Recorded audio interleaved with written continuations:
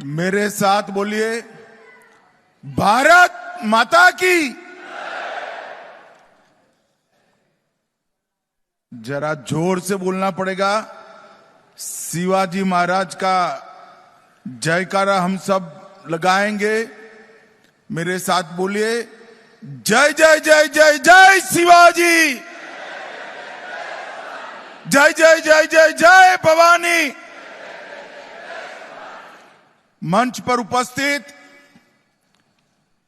महाराष्ट्र शासन के लोकप्रिय मुख्यमंत्री श्रीमान देवेंद्र फडणवीस जी,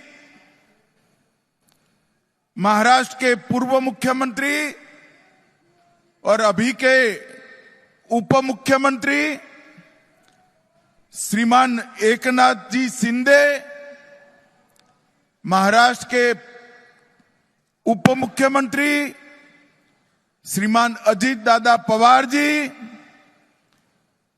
मेरे साथी मंत्री मुरलीधर मोहोल जी,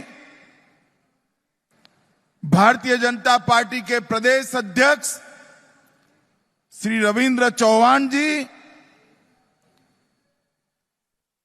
जिनके निमंत्रण पर मैं यहां आया हूं, ऐसे राधाकृष्ण विखे पाटिल जी, सुजय विखे पाटिल जी और देवेंद्र जी, एकनाथ जी और अजीत दादा के नेतृत्व में बैठे हुए सभी महाराष्ट्र के मंत्रीगण, सांसदगण और आज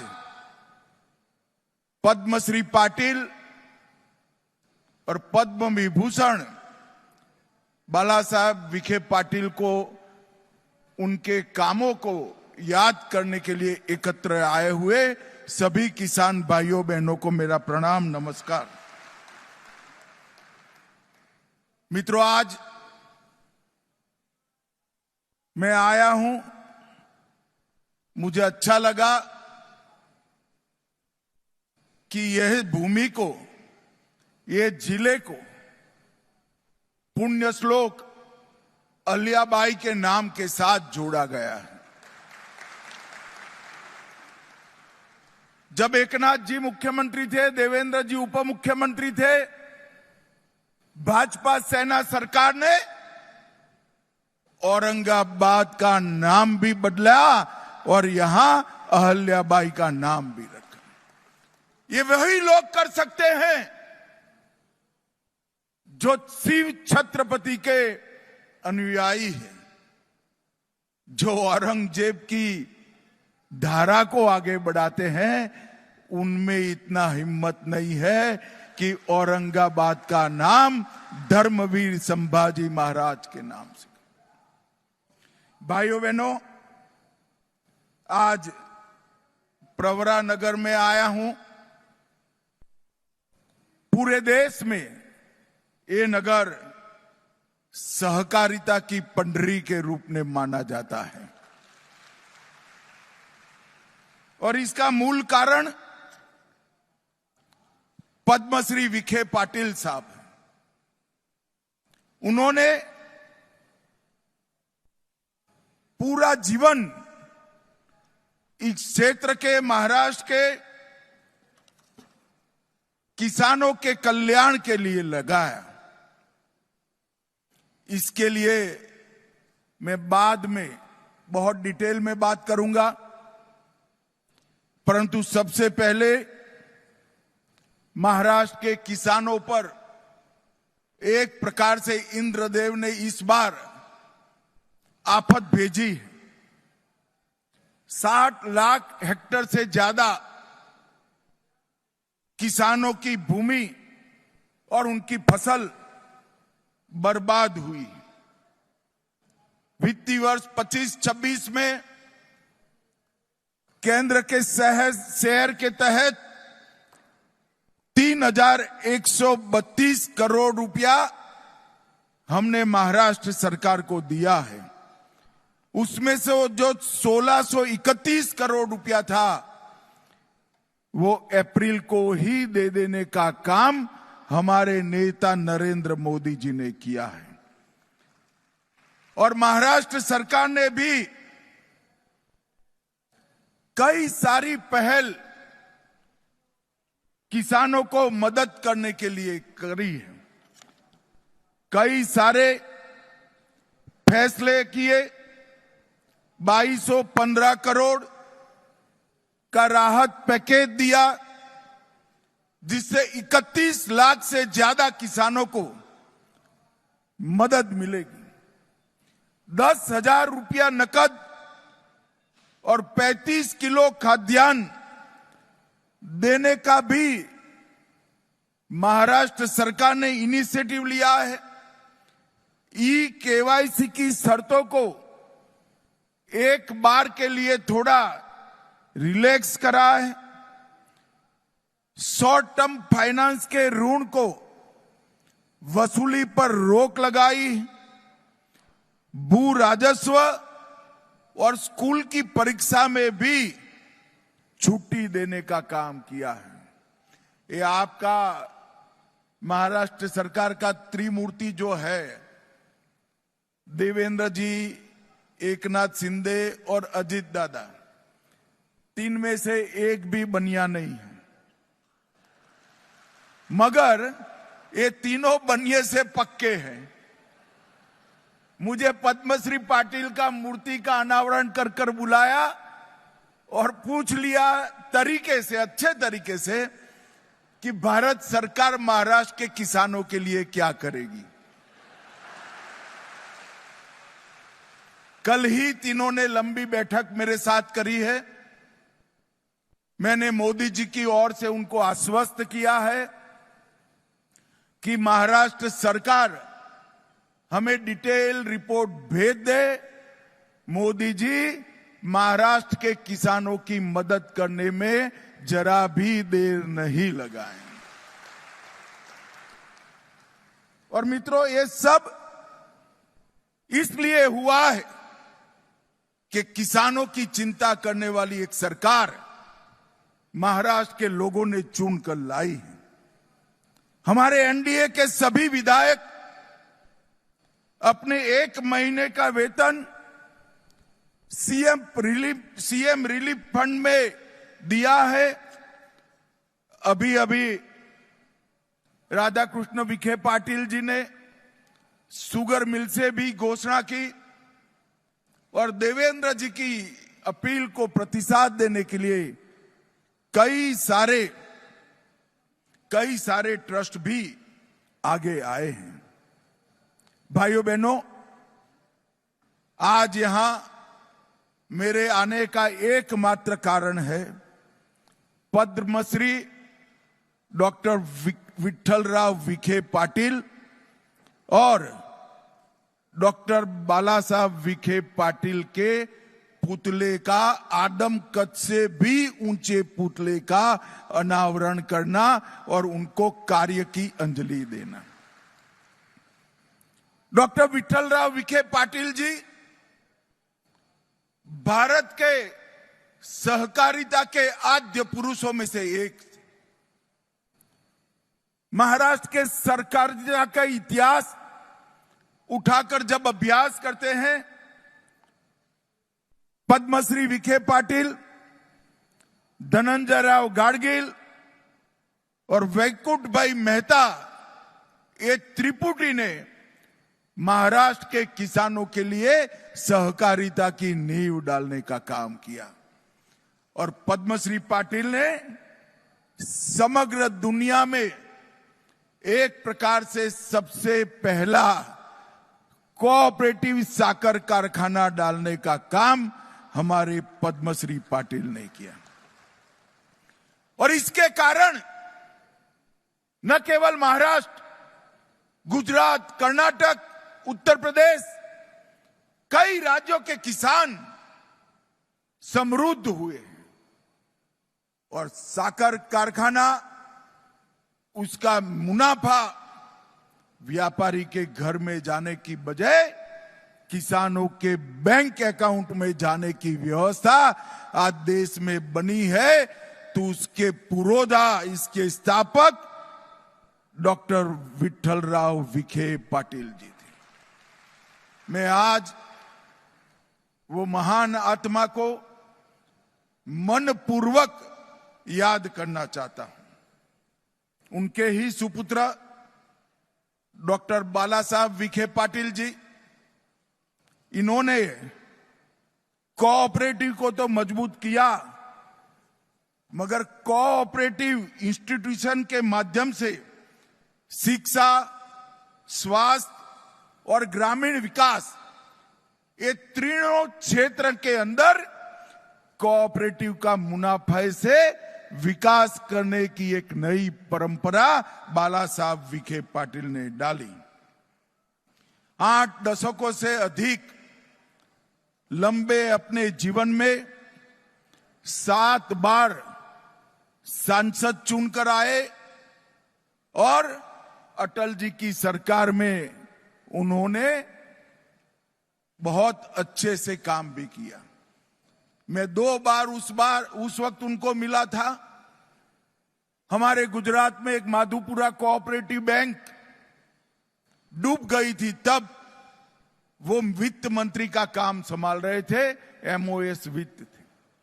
हम उनके पास गए थे, उनकी महत्वपूर्ण भूमिका थी आरबीआई को एक revival package Madhupura mercantile cooperative bank को देने के लिए, और यह इतना बड़ा योगदान था जिसके कारण 225 कोऑपरेटिव बैंक गुजरात के बच गए थे और बड़े संकट से उभर कर बाहर आए। इसलिए मैं डॉक्टर बाला साहब विखे पाटिल जी को भी बहुत मनपूर्वक इस समारंभ में याद करना चाहता हूं, और उनका जो पुतला लगा है वो चौक को, वो स्थान को पद्म सम्मान का बहुत अच्छा नाम देने का काम राधा कृष्ण विखे पाटिल जी और सुजोय ने किया है। इसके लिए भी मैं उनको बहुत बहुत धन्यवाद देता हूं। मित्रों, आज डॉक्टर विठ्ठलराव विखे पाटिल सहकारी चीनी कारखाने का नवीनीकरण भी हुआ है। जब 50-51 में ये कारखाने की स्थापना हुई तब 50 टन गन्ना प्रतिदिन की क्षमता से शुरू हुई थी और आज 72 टन गन्ना प्रतिदिन ये प्रोसेस करता है, और आने वाले समय में 7200 मैट्रिक टन प्रतिदिन से आगे बढ़कर 15,000 टन प्रतिदिन तक एक क्षमता का विस्तारण होगा। जब मोदी जी ने सहकारिता मंत्रालय की स्थापना की तब सहकारिता क्षेत्र में सहकारी चीनी मिलों को मजबूत करने के लिए एनसीडी की योजना आई, और जो अच्छे यूनिट थे उसको हमने फाइनेंस किया, और उसी में से ही आज डॉक्टर विठ्ठलराव विखे पाटिल सहकारी चीनी कारखाने का विस्तरण हो रहा है। और मित्रों, ये शुगर मिल ने अल्कोहल डिस्टिलेशन संयंत्र जो 70 में लगाया, 15 KLPD की इनकी क्षमता थी, आज 92 KLDP का हुआ है, और हमने 240 KLDP ले जाने की उनको मंजूरी दे दी। इथेनॉल संयंत्र 20 KLDP का था, अब 150 KLDP का हुआ है। बायोगैस प्लांट 12,000 क्यूबिक मीटर पर दिन था, अब 30,000 तक काम करता है, और को जनरेशन प्लांट 30 मेगावाट से 68 मेगावाट तक पहुंचा है। और मित्रों, प्रेस मड से जैविक खाद 75 मैट्रिक टन ये कारखाना बनाता है, जो ऑर्गेनिक खेती को आगे बढ़ाएगा।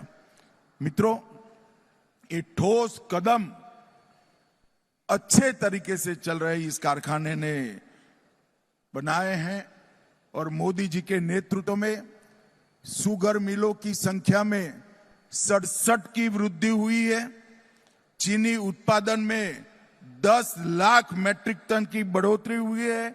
डिस्टिलरी 2 गुना बढ़ी है। इथेनॉल की उत्पादन क्षमता 5 गुना बढ़ी है।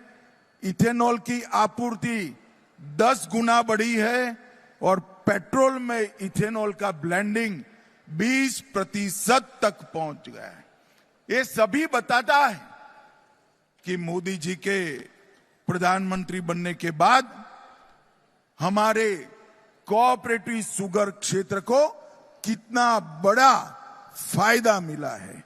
मित्रों, एक्सपोर्ट सब्सिडी से लेकर सबसे बड़ी बात जो देवेंद्र जी और दोनों उप मुख्यमंत्री ने बताया, किसानों का 10,000 करोड़ से ज्यादा इनकम टैक्स को माफ करने का काम भारतीय जनता पार्टी की मोदी सरकार ने। एक जमाना था कि सेटलमेंट कॉरपोरेट के हुआ करते थे। पहली बार सेटलमेंट एक्ट बनाकर कोऑपरेटिव का करने का काम किया है और रिट्रोस्पेक्टिव इफेक्ट से, पाश्चात असर से किया है। ये 10,000 करोड़ माफ किया, इतना ही नहीं, हर साल 4400 करोड़ का बोझ आगे पर कभी भी अब नहीं आएगा। ये बहुत बड़ा इनिशिएटिव नरेंद्र मोदी जी ने लिया है। मित्रों, आज मैं यहां आया हूं तब सहकारिता शुगर कारखानों को, सारों को एक अपील करना चाहता हूं कि आपके इथेनॉल संयंत्र को मल्टी फीड इथेनॉल संयंत्र बनाएं। इसके अंदर सब्जियों का कचरा, मक्के से इथेनॉल बनाने की व्यवस्था और चावल से इथेनॉल बनाने की व्यवस्था भी आप कर सकते हैं। और ये बदलाव के लिए जो लोन चाहिए वो लोन एनसीडीसी भारत सरकार की संस्था उपलब्ध कराएगी। और हमने सारी कोऑपरेटिव से इथेनॉल खरीदी में उनको प्रायोरिटी दिया है। निजी कंपनी है तो इसका इथेनॉल बाद में लिया जाएगा, कोऑपरेटिव कंपनी है, कारखाना है तो इसका पहले लिया जाएगा। एनसीडीसी की ऋण योजना से 10,000 करोड़ रुपए हमने प्रदान किया है और सीरा पर जीएसटी 28% था, उसको 5% करने का काम नरेंद्र मोदी जी ने कहा है। मित्रों, जीएसटी के लिए मैं और एक बात करना चाहता हूं। अभी अभी नरेंद्र मोदी जी ने नवरात्रि के पहले दिन पर 395 चीजों पर जीएसटी को कम किया है। और कम किया है उसमें खाने पीने की लगभग सभी चीजों पर 0% जीएसटी कर देश की जनता को और विशेषकर माताओं बहनों को फायदा पहुंचा है। और बाकी सारी चीजों पर 28%, 18% की जगह 5% किया है। मगर इससे जनता को तो निश्चित फायदा होगा, हजारों करोड़ का फायदा होगा, मगर आपने देश के लिए भी सोचना है। मोदी जी ने आह्वान किया है कि 140 करोड़ की जनता इस दीपावली पर्व के पहले एक संकल्प ले कि हम सबके घर में कोई विदेशी चीज नहीं आएगी। अगर 140 करोड़ लोग ये संकल्प लेते हैं, भारत के व्यापारी ये संकल्प लेते हैं कि भारत में बनी हुई चीजों का ही हम व्यापार भी करेंगे, उपयोग भी करेंगे। अगर इतना हो जाता है तो 2047 के पहले भारत विश्व में सबसे 1 नंबर के स्थान पर पहुंच सकता है। पूरी दुनिया भर के लोगों को उत्पादन के लिए भारत में आना पड़ेगा, क्योंकि भारत के पास 140 करोड़ आबादी का मार्केट है। मगर ये मार्केट तभी भारत के उपयोग में आ सकता है कि हम सब तय करें कि हमारे परिवार में स्वदेशी चीजों का ही उपयोग होगा। मित्रों, मैं सहकारी चीनी मिलों को भी कुछ कहना चाहता हूं। नॉन क्रशिंग सीजन में भी सहकारी चीनी मिलें मल्टीफीड इथेनॉल का उत्पादन करें, फ्रोजन वेजिटेबल, फ्रोजन फ्रूट्स और जूस, फ्रूट पल्प, इस तरह की चीजें बनाने का भी हम एक्सपांशन करें और नेफेड और एनसीसीएफ के साथ अनुबंध कर हम सहकारी चीनी मिलों को मल्टी डायमेंशनल बनाए। मित्रों, इथेनॉल के ब्लेंडिंग से सहकारी चीनी मिलों का बैलेंस शीट बदला है। अब आपके पास पूंजी अर्जित होगी। ये अर्जित पूंजी का 20% अगर हम सहकारी चीनी मिलों के एक्सपांशन के लिए रखते हैं तो आने वाली पीढ़ियां भी किसानों की समृद्ध होती रहेगी। इसमें किसी को कोई संशय रखने की जरूरत नहीं है। मैं आज यहां आया हूं तब फिर से एक बार सुजोय विखे पाटिल और राधा कृष्ण विखे पाटिल जी का बहुत बहुत धन्यवाद करना चाहता हूं मित्रों, क्योंकि ये दोनों महानुभाव जिनका मूर्ति लगाया गया है, पद्मश्री पाटिल और पद्म विभूषण बाला साहेब विखे पाटिल का, इनका सहकारिता में, ग्रामीण विकास में और किसानों के कल्याण में बहुत बड़ा योगदान था। इसलिए मुझे इस पुण्य कार्य में मिलने का, इसमें हाथ बटाने का आपने मौका दिया, इसलिए आपका बहुत बहुत धन्यवाद। मेरी अनेक अनेक शुभकामनाएं। वंदे मातरम।